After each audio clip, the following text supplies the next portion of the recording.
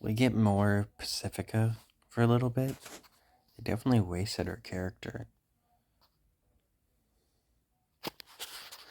I don't know why they did Pacifica so dirty and Wendy so dirty.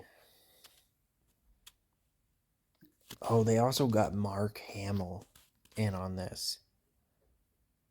In the same season that honestly kind of reminded me of, season 2 of Mystery Incorporated. They had Mark Hamill play a villain. And in this one, Mark Hamill plays a villain, a shapeshifter, which is on this cover. And the same actor that plays Morty in Rick and Morty plays a time traveler. He was in season 1, but I didn't really felt it was that relevant. I think he appeared for one episode. In this one, he's in a few. Still not a major character, still doesn't have a huge amount of screen time.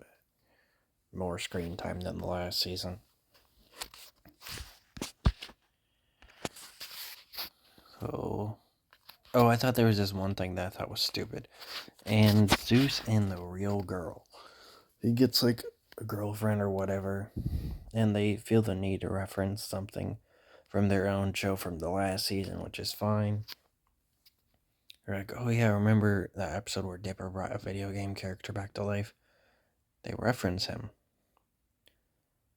And then they show him, like, oh yeah, I brought a video character back to life, or something along that line. And then they immediately, like, pan to, like, an arcade showing that fighter. Like, why?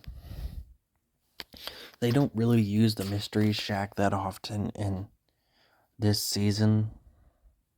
So if they would have closed it in the final episode, like Stan wanted to, honestly, probably wouldn't have cared that much. Just not a big plot point in this season. The love god. Mabel tries to get Robbie back together with someone. Tries to get Robbie with somebody because he's sad or whatever. We see them hang out, I think maybe 2 more episodes. There's like one where Robbie has his arm around her shoulder.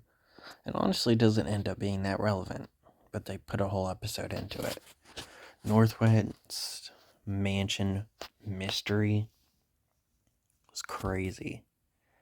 It's a very scary episode for a kid's show. Not what he seems. It's a very good episode. I remember loving this episode when I was a kid, and I still love it. Made you question everything. Dungeons, and more dungeons was okay. I didn't like that they made that one creature in the beginning seem like sort of a deal. It even breaks out of its thing. They don't bother to fix it, and that doesn't go anywhere.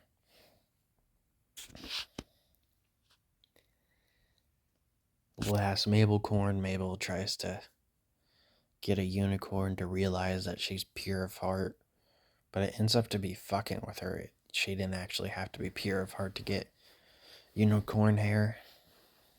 She just didn't want to give her some. So Mabel beats the shit out of her. Then the last few episodes deal with Weirdmageddon.